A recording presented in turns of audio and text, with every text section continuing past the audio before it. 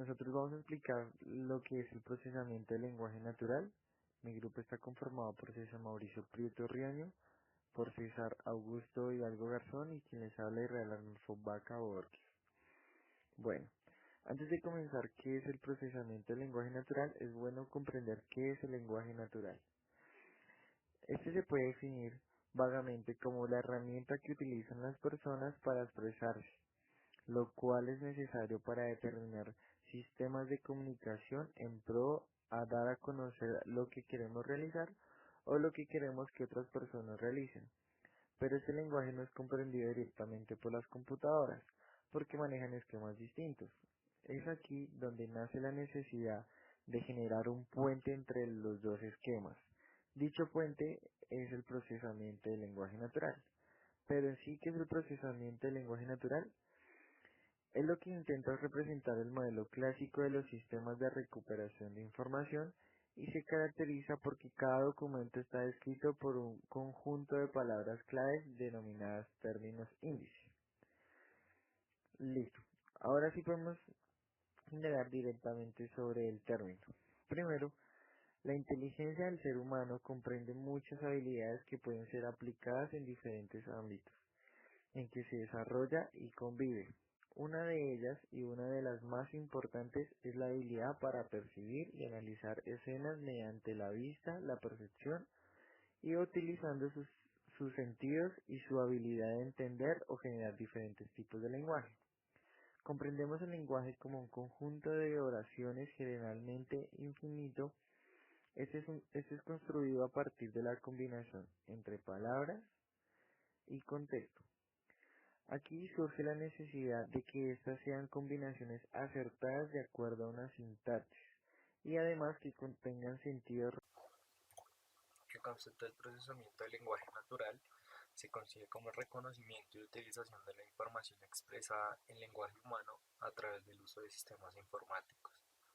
En su estudio intervienen diferentes disciplinas, tales como la lingüística, la ingeniería informática, filosofía, matemáticas y psicología.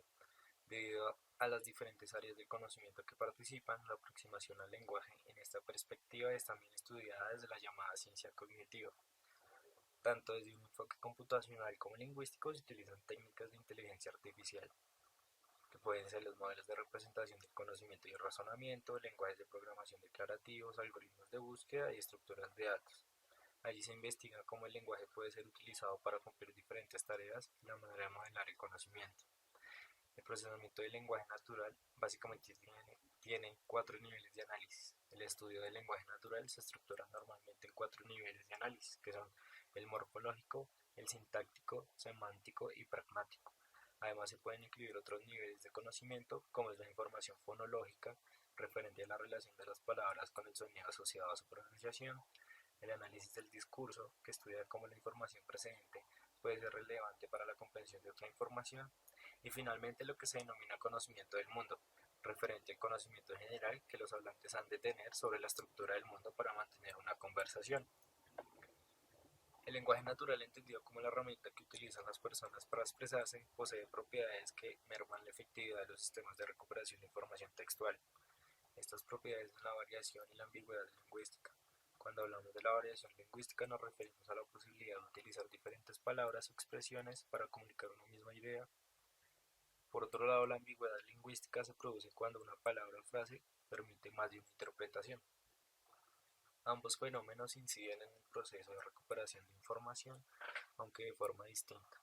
La variación lingüística provoca el silencio documental, es decir, la omisión de documentos relevantes para cubrir la necesidad de información, ya que no se han utilizado los mismos términos que aparecen en el documento. En cambio, la ambigüedad implica el ruido documental, es decir, la inclusión de documentos que no son significativos, ya que se recupera también documentos que utilizan el término pero con significado diferente al requerido. Estas dos características dificultan considerablemente el tratamiento automatizado del lenguaje. A continuación, les daré unos ejemplos que ilustren la repercusión de estos fenómenos en el proceso de recuperación de la información. A nivel morfológico, una misma palabra puede adoptar diferentes roles morfosintácticos en función del contexto en el que aparece, ocasionando problemas de ambigüedad. Por ejemplo, La frase "deja la comida que sobre la mesa de la cocina", dijo llevando el sobre en la mano. La palabra sobre es ambigua morfológicamente, ya que puede ser un sustantivo masculino singular, una preposición y también la primera o tercera persona del presente subjuntivo del verbo sobrar. A nivel sintáctico, centrado en el estudio de las relaciones establecidas entre las palabras para formar unidades superiores, sintagmas y frases, se produce ambigüedad a consecuencia de la posibilidad de asociar a una frase más de una estructura sintáctica. Por otro lado, esta variación supone la posibilidad de expresar lo mismo pero cambiando orden de la estructura sintáctica de la frase, como por ejemplo, María vio a un niño con un telescopio en la ventana. La interpretación de la dependencia de los dos sintagmas preposicionales con un telescopio y en la ventana otorga diferentes significados a la frase. Uno, que María vio a un niño que estaba en la ventana y que tenía un telescopio. Dos, que María estaba en la ventana desde donde vio un niño que tenía un telescopio. Y tres, María estaba en la ventana desde donde miraba con un telescopio y vio un niño. A nivel semántico, donde se estudia el significado de una palabra y el de una frase a partir de los significados de cada una de las palabras que lo componen. La ambigüedad se produce porque una palabra puede tener uno o varios sentidos, es el caso conocido como polisemia, como por ejemplo, Luis dejó el periódico en el banco. El término banco puede tener dos significados en esta frase. El primero, una entidad bancaria, y segundo, un asiento. La interpretación de esa frase va más allá del análisis de los componentes que forman la frase, se realiza a partir del contexto en el cual es formulada. Y también hay que tener en cuenta la variación léxica, que hace referencia a la posibilidad de utilizar términos distintos a la hora de representar un mismo significado, es decir, el fenómeno conocido como sinonimia, como por ejemplo coche, vehículo o automóvil. A nivel pragmático, basada en la relación del lenguaje con el contexto en que es utilizado, en muchos casos no puede realizarse una interpretación literal y automatizada de los términos utilizados. En determinadas circunstancias, el sentido de las palabras que forman una frase tiene que interpretarse a un nivel superior recurriendo al contexto en que es formulada la frase. Por ejemplo, se moría de risa. En esta frase no puede interpretarse literalmente el verbo morirse, sino que debe entenderse en un sentido figurado. Otra cuestión de gran importancia es la ambigüedad provocada por la anáfora, es decir, por la presencia en la oración de pronombres y adverbios que hacen referencia a algo mencionado con anterioridad, como por ejemplo, ella le dijo que los pusiera debajo. La interpretación de esta frase tiene diferentes incógnitas ocasionadas por la utilización de pronombres y adverbios. ¿Quién habló? ¿A quién? ¿Que pusiera qué? ¿Debajo de dónde? Por tanto, para otorgar un significado a esta frase debe recurrirse nuevamente al contexto en que es formulada. Con todos los ejemplos expuestos, eh, queda demostrada la complejidad del lenguaje y que su tratamiento automático no resulta fácil ni obvio.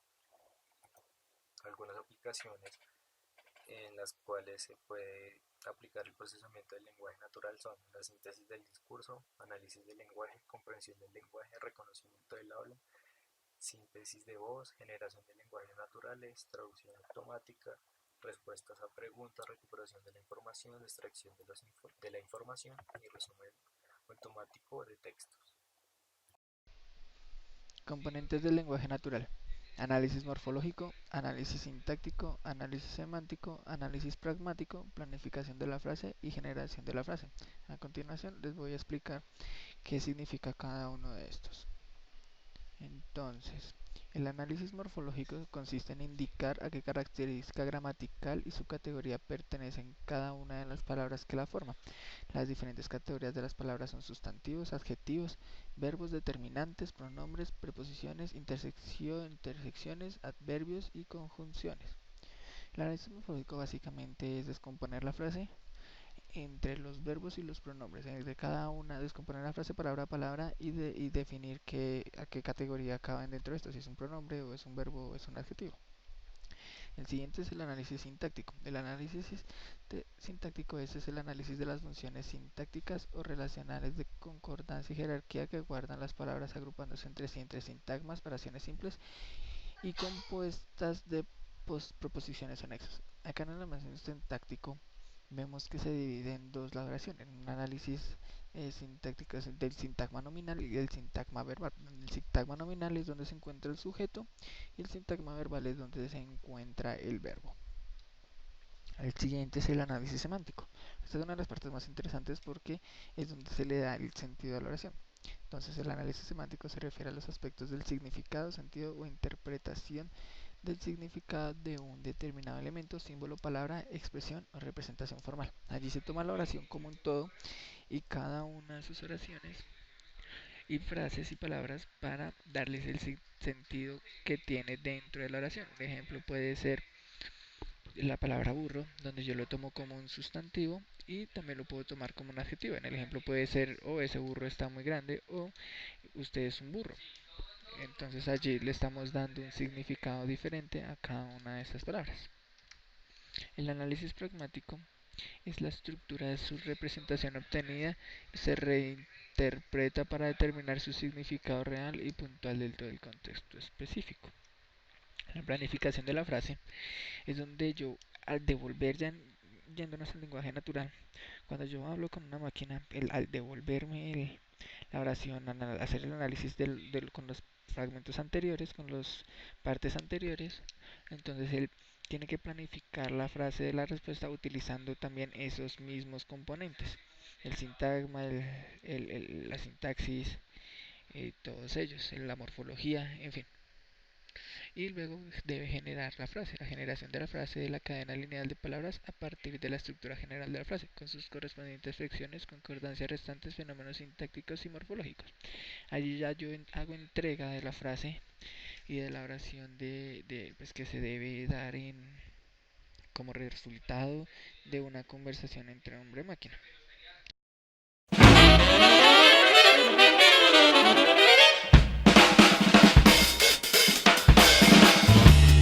Watson es inteligencia artificial. Tiene elementos de inteligencia artificial y tiene mucho de la investigación que se ha hecho con respecto al lenguaje natural. Es decir, tradicionalmente la computación lo que hace es analiza datos en formatos estructurados. Pensemos en formularios que tienen ciertos campos, nombres, teléfono, dirección, etc.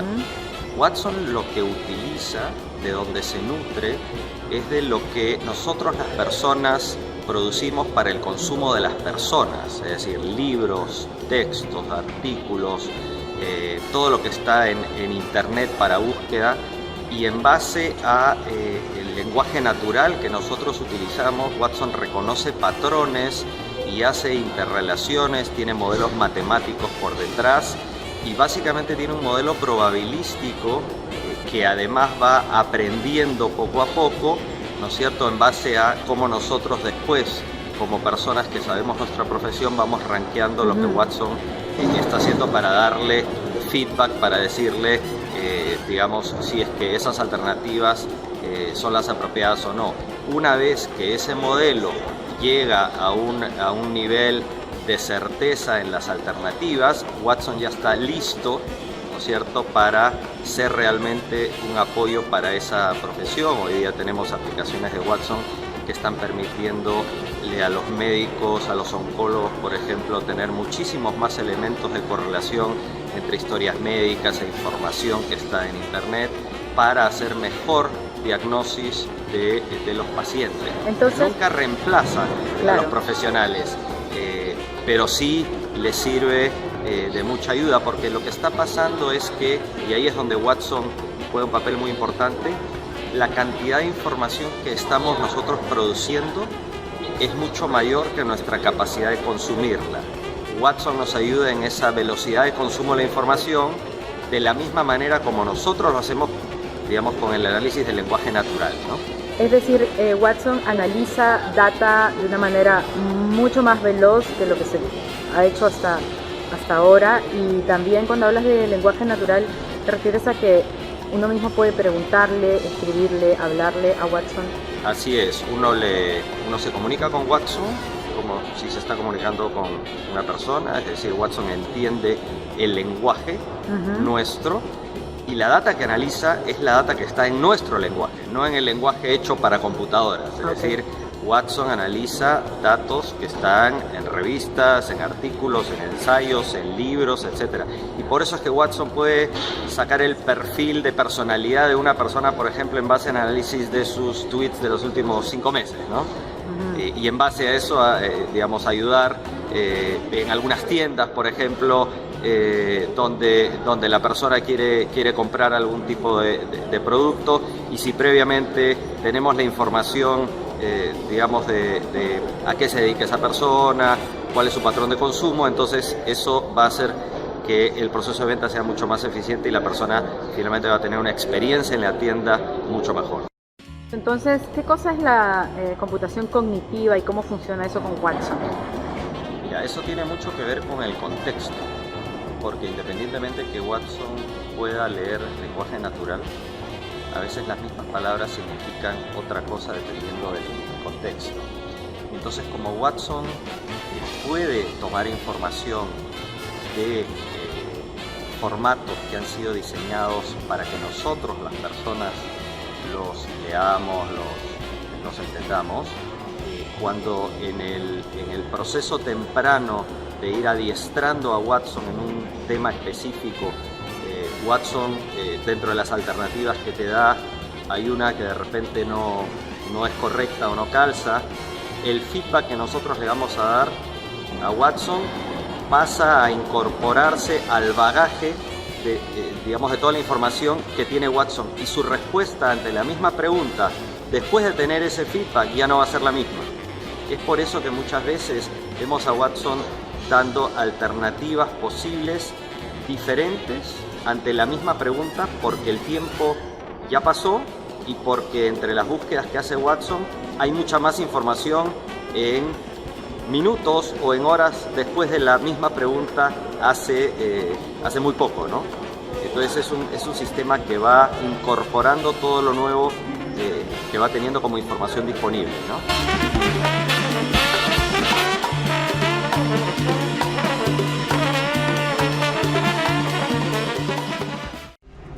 Consider this clue.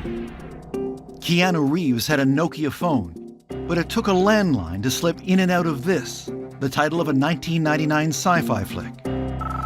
The correct response is "What is the Matrix?" But how can Watson figure that out? First, he breaks down the clue into grammatical parts, identifying key words and phrases. Then, Watson's powerful search engines churn through millions of documents, including the Internet Movie Database. What we do next is we take these documents and we pull out candidate answers. And we'll pull out, okay, Keanu Reeves, that could be a candidate. We'll pull out Nokia, we'll pull out The Matrix. Other movies starring Keanu Reeves also become possible answers. We'll pull out The Matrix 2, we'll pull out Speed, Bill and Ted's Excellent Adventure, all this stuff. Wow. And Watson pulls out other famous sci-fi flicks, like Blade Runner. And it generates hundreds of possible answers. With hundreds of choices, how can Watson pick the one answer that's correct? Next thing that Watson is going to do is going to take those answers and say, well, let's assume all of them might be right.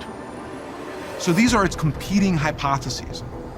Watson starts considering evidence for and against each candidate, using rules like a movie is sometimes called a flick. And we'll look at things like, well, it's looking for a flick. Is this candidate answer a flick? Is The Matrix a flick? Yes. Is Speed a flick? Yes. Is Keanu Reeves a flick? No.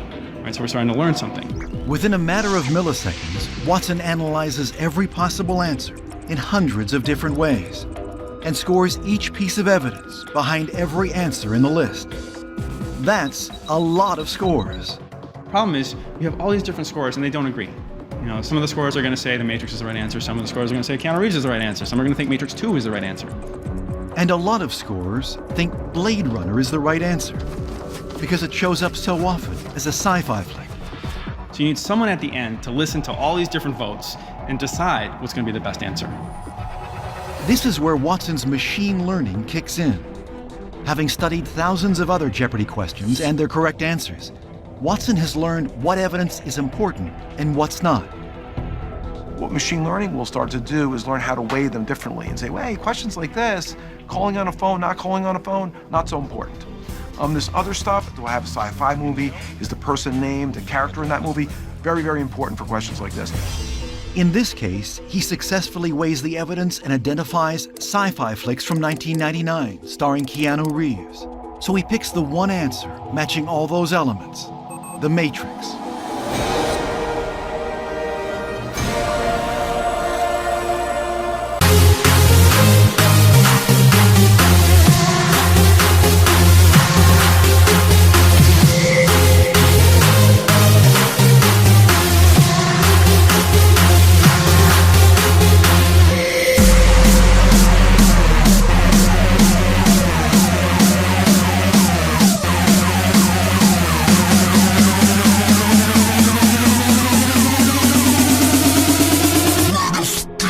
Animals.